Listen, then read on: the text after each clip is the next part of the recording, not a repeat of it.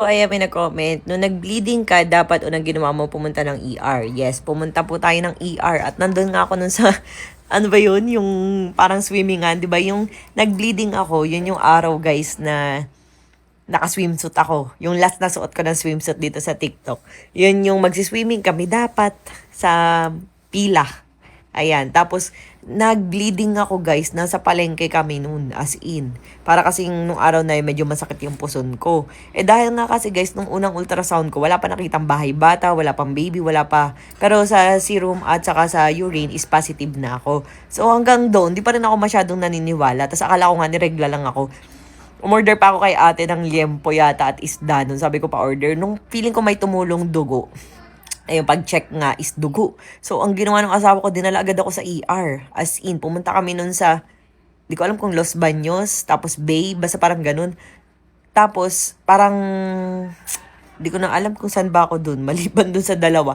Basta meron dun na una, na nalungkot ako. Kasi sabi, di ba nasa ER nga ako. Tapos parang inakyat ako dun sa mismong office ng doktor, dun sa mismong clinic. And sabi, mahaba daw ang pila. Sabi ko nga, emergency ka mo yun, kailangan kong ma-check ganyan. So, no choice, kailangan doon na schedule. So, sabi ko, nalungkot ako nun. Sabi ko, grabe, walang ano yung kwenta yung emergency nila.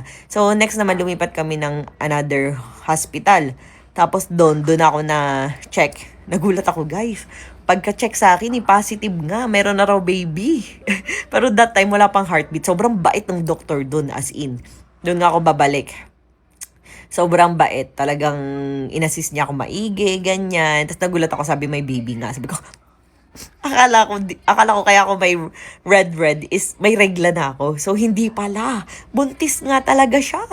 So, ayan. At kung nagbi-bleeding ay bed rest talaga kayo. At stop muna. Bawal muna magsayaw-sayaw, di ba? Kahit nga magpamassage. So, ako kasi, nagpapamassage talaga ako. Pag buntis ako, sobrang hilig ko magpamassage. Siguro dahil din sumasakit-sakit yung mga likuran ko, mga ganyan. Pero pag nagpamassage naman ako normally, ulo, braso, paa, pwede naman. Basta ang masahista mo ay may NC2, sanay magmassage ng buntis, okay naman yun. Kasi hindi ka naman padadapain para i-massage yung tutuunan para yung chan mo maipit. Hindi naman ganun. So, mayroong knowledge yung mga yan. Lalo na yung mga masahista natin sa spa mo. And sa pagsayaw-sayaw, medyo pasaway din kasi talaga ako. Ngayon naman is pahiga-higa naman ako. Kaso nga lang, sabi nga talaga is bed rest hanggang katapusan daw. Hanggang ano, kasi sinearch ko din, 1 to 2 weeks daw normally na parang may red, ganyan. So hanggang ngayon, meron pa rin talaga, pero hindi na bright red. Naalala ko sabi sa akin, wag lang daw bright red. Kasi wag lang daw may lalabas na laman, kasi yun na nga, parang ganun. Pero yun, ang sa akin naman ngayon is medyo ma-brown na. So, yun nga, medyo pasaway. Aminado naman ako. Aminado naman ako na medyo pasaway na bumababa, akyat pa rin ako sa hagdan. Dapat daw, sabi nga nung kapatid ko na nakunan before is, dapat daw kahit pag-ihi sa kama. Parang meron lang pan something na iihian ganyan. Eh ako kasi nabuboringan ako dun sa sa taas, sa kwarto. Yun, pero hindi pa naman ako masyadong gumagala. Pero nung minsan gumala pala ako, pero naka-broom-broom ako, di ba yung pinost ko. So, nakakainip kasi talaga sa bahay. Pero hindi pa naman ako yung nag-heavy ano. Gusto ko nga bisitahin yung mga business. Pero ngayon hindi ko pa mabisita kasi nga syempre medyo bahay-bahay pa rin ako, ganyan. Pero medyo tumatayo-tayo ako kasi hindi talaga ako sanay ng pahiga-higa. Which is nasita nga ako ng kapatid ko na nakunan nga before, ganun. Eh alam nyo ba, ito ha, hindi ko alam kung ako lang. Although, alam ko may baby ako sa tiyan. Ayan. Siyempre, tanggap ko na, buntis na naman, ganyan.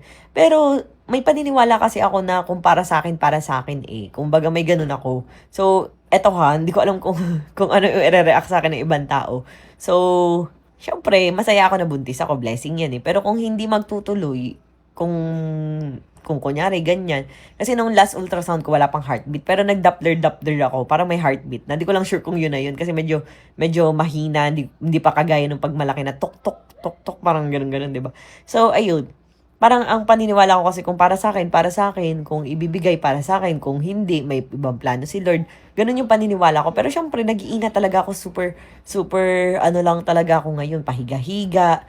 Saka kung sumayaw-sayaw man ako, parang to the very light lang naman yung sayo ko, di ba? Parang yung na ganun na nga lang, ginaganyan-ganyan ko na yung ulo ko, parang mukhang na-move ako. So, to the very light lang talaga yung galawan natin ngayon. Pansin nyo makmakain. Pagkatapos kong kumain, hihiga ako, magpapamassage, magbibideo ng konti, magpo-promote, hihiga na naman, tutulog. Ganun lang yung gawain ko ngayon. So, ayun.